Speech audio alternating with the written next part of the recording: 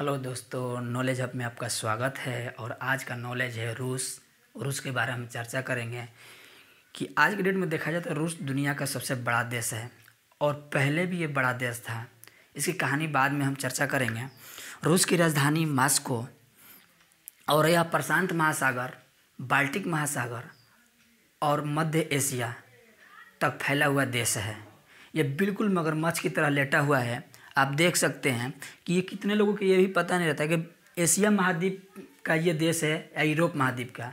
तो ये आपकी डाउट क्लियर कर दिया जाए कि ये पूरी तरह से यूरोप महाद्वीप का है, क्योंकि यूरोप महाद्वीप इसलिए है कि रूस की राजधानी मॉस्को जो है वो पूरी तरह से यूरोप में है, क्योंकि काकेकस पर्वत, यूराल पर्वत, कैस्पियन सागर, भूमध्य सागर यूरोप और एशिया को अलग करती है।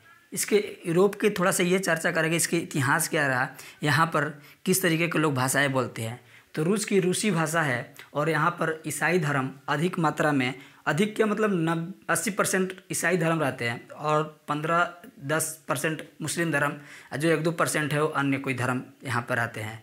ये पूरे गोरे चमड़ी वाले देश हैं और बहुत शांति विचार का ये लोग रहते हैं। ये लड़ाई दंगे वाले उतने नहीं रहते। वर्तमान में रूस की बात की जाए तो ये 14 देशों से सीमा साझा करता है और यह पहले यूएसएसआर नाम से जाना जाता था, लेकिन 1991 के बाद ये रूस के नाम से जाना जाता है। ऐसा क्या बीच में घटनाएं हुई कि ये यूएसएसआर से रूस में बदल गया।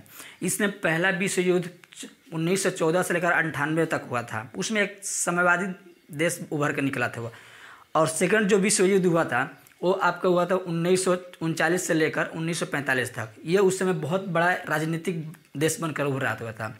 और 1945 के बाद एक एक युद्ध हुआ था, जिस युद्ध का नाम है शीत युद्ध, कोल्ड वॉर। ये 91 तक चला था। ये अमेरिका और रूस में हुआ था, लेकिन 91 में अमेरिका ने 15 देशों में रूस को तोड़ने में सफल रहा। 15 देश कौन कौन से हैं? आपका Kazakhstan, Kyrgyzstan, Tajikistan, Uzbekistan, Ethiopia, Latvia, Lithuania, Ukraine, Moldova और यहाँ पर 3 देश देखा जाए तो जॉर्जिया, आर्मेनिया, अजरबैजान। ये 14 देश और एक रूस, 15 देश।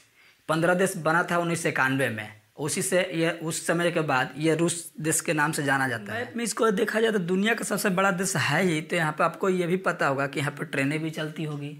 तो ट्रेन जो चलती है, एक दुनिया की सबसे लंबी दूरी तय करने वाली ट्रेन है, यहीं पर चलती है। जो यहाँ पे आप देखोगे उत्तर कोरिया का थोड़ा सा ऊपर देखोगे तो वासीबोट व्लादिवोस्टोक से यहाँ देखोगे सेंट पीटर्सबर्ग तक। सेंट पीटर्स भी रूस का सबसे बड़ा शहर है। यहाँ से लेकर इस छोर से लेकर इस छोर तक ट्रेनें चलती है। जिस दूरी तय करती है वो 9,289 किलोमीटर दूरी तय करती है। बताओ, इतने बीचों ये पूरे गांव से होते हुए शहर से होती है, चारों तरफ से जाती है।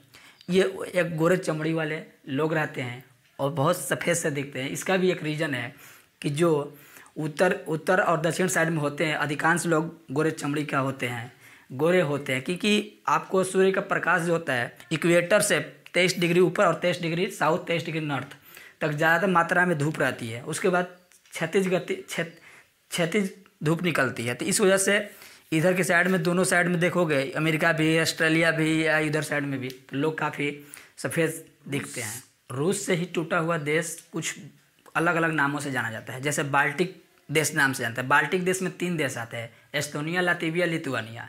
एक है मध्य एशिया, मिडाइवल एशिया, उसमें 5 देश आते हैं। नाम है Kazakhstan, Kyrgyzstan, Tajikistan, Turkmenistan, Uzbekistan आज की डेट में चर्चा में भी है। एक रूस में अगर चर्चा की जाए तो रूस में पुरुषों की जनसंख्या कम है। कुछ लोग ऐसा सोचेंगे कि आखिर पुरुषों की जनसंख्या कम क्यों है।